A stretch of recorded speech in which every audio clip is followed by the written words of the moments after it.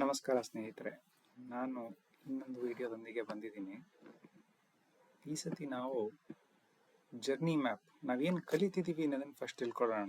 ನಾನು ಲಾಸ್ಟ್ ವಿಡಿಯೋದಲ್ಲಿ ನಾನು ನಿಮಗೆ ಬರೀ ಈ ಪ್ಯಾರಾಮೀಟರ್ಸ್ ನೋಡಿದ್ವಿ. ಈ ಪ್ಯಾರಾಮೀಟರ್ನಿಂದ ಒಂದು ಸ್ಟಾಕ್ನ ಐಡೆಂಟಿಫೈ ಮಾಡಿದ್ವಿ, ಕಂಪನಿ ಐಡೆಂಟಿಫೈ ಮಾಡಿದ್ವಿ ಅಂತ ಹೇಳಿದೆ.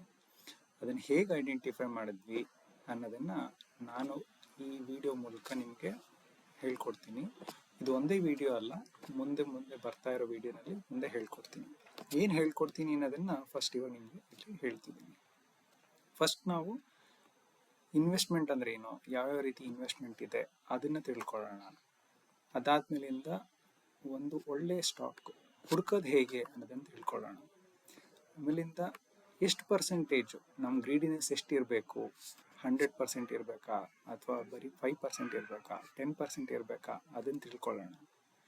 ಅದಾದ್ಮೇಲಿಂದ ಇದೆಲ್ಲ ಮಾಡಲಿಕ್ಕೆ ಒಂದು ಸ್ಟ್ರಾಟಜಿ ಇರಬೇಕು, ಒಂದು ಡಿಸಿಪ್ಲಿನ್ ವೇ ನಾವು ಫಾಲೋ ಮಾಡಿದ್ರೆ ನಮ್ಗೆ ಕ್ಲೀನಾಗಿ ವರ್ಕೌಟ್ ಆಗುತ್ತೆ. ಅದಾದ್ಮೇಲಿಂದ ಇವಾಗ ಎಷ್ಟೊಂದು ಕಂಪ್ನಿಗಳಿದ್ದಾವೆ, ಅದನ್ನೊಂದು ಶಾಪಿಂಗ್ ಥರ ಯೋಚನೆ ಮಾಡೋಣ. ಶಾಪಿಂಗ್ ಯೋಚನೆ ಮಾಡಿದ್ಮೇಲೆ ನೆಕ್ಸ್ಟು ಪ್ರತಿದಿನ ಎಲ್ಲದೂ ನಾವು ನೋಡೋಕ್ಕಾಗಲ್ಲ, ಅದಕ್ಕೋಸ್ಕರ ಒಂದು ಆಟೋಮೇಷನ್ ಮಾಡೋಣ. ಆಟೋಮೇಷನ್ ಮಾಡಿದ್ಮೇಲಿಂದ ನಮ್ಮದೇ ಒಂದು ಅಂಗಡಿ ತೆಗಿಬೋದು.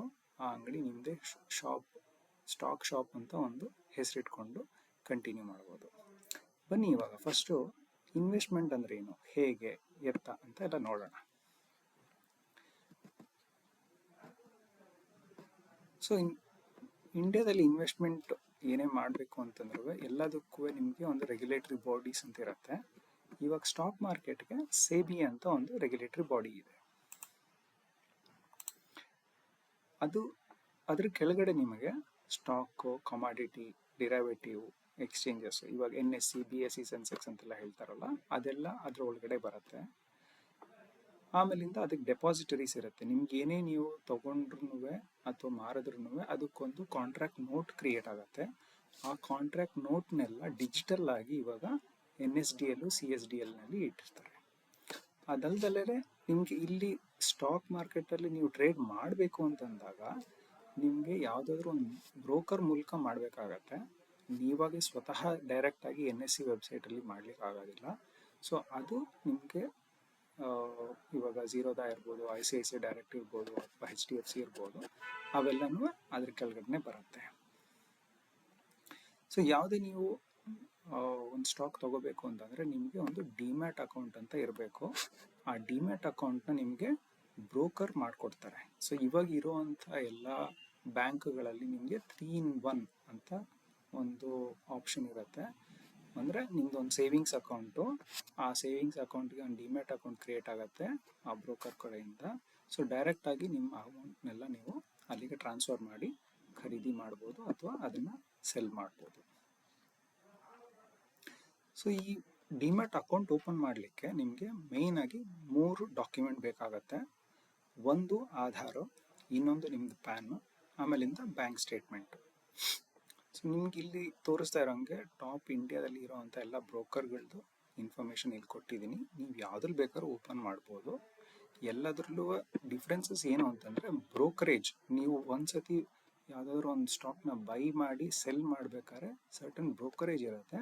ಆ ಬ್ರೋಕರೇಜ್ ವೇರಿಯೇಷನ್ಸ್ ಇರುತ್ತೆ ಅಷ್ಟೇ, ಸ್ವಲ್ಪ ಮೈನರ್, ಜಾಸ್ತಿ ಇಲ್ಲ. ಇವಾಗ ನೀವು ಯಾವುದೋ ಒಂದು ಬ್ರೋಕರ್ ಹತ್ರ ನೀವು ತಗೊಂಡಿರ್ತೀರಾ, ಓಪನ್ ಮಾಡಿರ್ತೀರ ಅಕೌಂಟು, ಅಕಸ್ಮಾತ್ ಆ ಬ್ರೋಕರ್ ಏನಾದರೂ ಮುಚ್ಚೋ ಅಂತ ಕೆಲವು ಸತಿ ಕ್ವಶನ್ ಇರುತ್ತೆ. ಸೊ ಅದು ಏನೂ ಆಗೋದು, ನೀವು ತಗೊಂಡಿರೋ ಡಾಕ್ಯುಮೆಂಟ್ ಅಥವಾ ಸ್ಟೇಟ್ಸು ಎಲ್ಲೂ ಹೋಗೋದಿಲ್ಲ. ಅದು NSDL ಅಥವಾ CSDL ಅಲ್ಲಿ ಇರುತ್ತೆ. ಸೊ ಕೆಲವು NSE ಇಲ್ಲಿ ಏನೇ ನೀವು ತಗೊಂಡ್ರು ಅಥವಾ NSE ಎಲ್ಲದೂ ನಿಮಗೆ NSDL ಅಲ್ಲಿ ಅದನ್ನ ಇಟ್ಟಿರ್ತಾರೆ, UTI ಅಥವಾ IDBI. ಒಂದೊಂದು ಕಂಪ್ನಿ ಒಂದೊಂದು ರೀತಿ ಮಾಡ್ಕೊಂಡಿದೆ. ಅದು BSE ಮತ್ತು ಸ್ಟೇಟ್ ಬ್ಯಾಂಕು ಅಥವಾ LIC, HDFC ಎಲ್ಲ ನಿಮಗೆ CDSL ಅಲ್ಲಿ ಇಟ್ಟಿರ್ತಾರೆ. ಸೊ ಈ ಇನ್ವೆಸ್ಟ್ಮೆಂಟ್ಸ್ ಅಂತಂದರೆ ಎಷ್ಟೊಂದು ಥರ ಇದೆ, ಇದನ್ನು ನೋಡೋಣ, ಒಂದೊಂದೇ ನೋಡೋಣ. ನಾವು ನಾರ್ಮಲಿ ಇನ್ವೆಸ್ಟ್ಮೆಂಟ್ ಅಂದರೆ ಫಸ್ಟ್ ಮಾಡೋದೇ ಇಲ್ಲ ಒಂದು ರಿಯಲ್ ಎಸ್ಟೇಟ್ ತಗೋತೀವಿ, ಇಲ್ಲ ಒಂದು ಬ್ಯಾಂಕ್ FDಲಿ ಇಟ್ಟಿರ್ತೀವಿ, ಇಲ್ಲ ಅಂತಂದರೆ ಯಾವುದಾದ್ರೂ ಒಂದು ಗೋಲ್ಡ್ ಹಾಕಿರ್ತೀವಿ. ಅಷ್ಟೇ ಫಸ್ಟು ನಮ್ಮ ತಲೆಯಲ್ಲಿ ಬರೋವಂಥದ್ದು. ಸೊ ಅದಲ್ಲದೆ ನಮಗೆ ಪೋಸ್ಟ್ ಆಫೀಸ್ ಇದೆ, ಮ್ಯೂಚುವಲ್ ಫಂಡ್ಸ್ ಇದೆ, ಆಮೇಲೆ ಪಬ್ಲಿಕ್ ಪ್ರಾವಿಡೆಂಟ್ ಫಂಡ್ ಇದೆ, NPS ನ್ಯಾಷನಲ್ ಪೆನ್ಷನ್ ಸ್ಕೀಮ್ ಇದೆ, ಯೂನಿಟ್ ಲಿಂಕ್ಡ್ ಇದೆ, ಸೀನಿಯರ್ ಸಿಟಿಸನ್ ಸೇವಿಂಗ್ ಸ್ಕೀಮ್ ಅನ್ನೋದು ಒಂದಿದೆ. ಅದೆಲ್ಲ ಮುಗಿದ ಮೇಲೆ ನೀವು ಸ್ಟಾಕಿಗೆ ಬರುವಂಥದ್ದು. ಯಾವುದಕ್ಕೆ ಅಂತಂದರೆ ಮೇಲ್ಗಡೆ ಹೇಳಿರುವಂಥದ್ದು ಎಲ್ಲದೂ ನಿಮಗೆ ಸೇಫ್ ಆಗಿರುವಂಥದ್ದು. ಅಂದರೆ ನಿಮಗೆ ಆರಾಮಾಗಿ ಏನೂ ಪ್ರಾಬ್ಲಮ್ ಇರೋದಿಲ್ಲ. ಬಟ್ ನೀವು ಸ್ಟಾಕಿಗೆ ಬಂದಾಗ ನೀವು ಎಷ್ಟು ಪ್ರಾಫಿಟ್ ಬರುತ್ತೆ, ಎಷ್ಟು ಪ್ರಾಫಿಟ್ ಬರಲ್ಲ ಅಂತ ಅದು ಕಂಪ್ನಿ ಮೇಲೆ ನಿರ್ಧಾರ ಆಗುತ್ತೆ, ಮತ್ತು ಮಾರ್ಕೆಟ್ ಕಂಡೀಷನ್ಸ್ ಮೇಲೆ. ಇವಾಗ ಎಲ್ಲಾದರೂ ಯುದ್ಧ ಶುರುವಾಯಿತು ಅಂತಂದರೆ ನಿಮ್ಮ ಮಾರ್ಕೆಟ್ ಡೌನ್ ಆಗುತ್ತೆ, ನಿಮ್ಮದು ಶೇರ್ ಪ್ರೈಸ್ ಕಮ್ಮಿ ಆಗುತ್ತೆ, ನಿಮ್ಮ ಪ್ರಾಫಿಟು ಕಮ್ಮಿ ಆಗುತ್ತೆ. ಸೊ ಅದಕ್ಕೇ ಇದನ್ನು ಡಿಫ್ರೆಂಟ್ ಬಕೆಟ್ಸಲ್ಲಿ ನಾವು ಇಟ್ಟರೆ, ಒಂದು ಗ್ಯಾರಂಟಿಡ್ ರಿಟರ್ನು, ಇನ್ನೊಂದು ನಾನ್ ಗ್ಯಾರಂಟಿಡು, ಡೈವರ್ಸಿಫೈಡ್ ಅಂತ ಬೇರೆ ಬೇರೆ ಬಕೆಟ್ನಲ್ಲಿ ಇರ್ಬೋದು.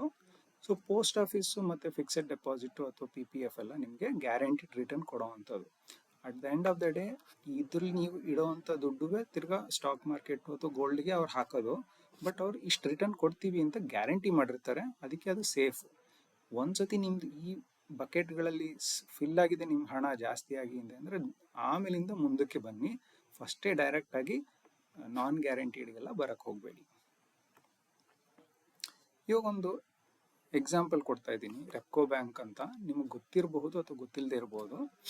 ಈ ರೆಪ್ಕೋ ಬ್ಯಾಂಕಲ್ಲಿ ಇವಾಗ ಒಂದು ರೇಟ್ ಆಫ್ ಇಂಟ್ರೆಸ್ಟು ರೆಪ್ಕೋ ತಂಗಮಂಗಲ ಅಂತ, ತಂಗಮಾಲ ಅನ್ನೋ ಒಂದು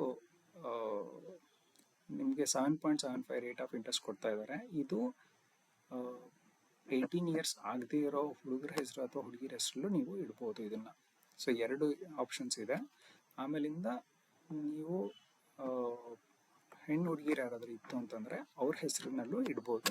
ಅದಕ್ಕೆ 8% ನಿಮಗೆ ರೇಟ್ ಆಫ್ ಇಂಟ್ರೆಸ್ಟ್ ಕೊಡ್ತಾರೆ. ಈ ಬ್ಯಾಂಕ್ ಪರ್ಟಿಕ್ಯುಲರ್ ಆಗಿ ಯಾತಕ್ಕೆ ಮೆನ್ಷನ್ ಮಾಡ್ತಾ ಇದ್ದೀನಿ ಅಂತಂದರೆ, ಇದು ಒಂದು ಸೆಂಟ್ರಲ್ ಗೌರ್ಮೆಂಟ್ ಕಡೆಯಿಂದ ಇದು ಹೋಲ್ಡ್ ಇದೆ.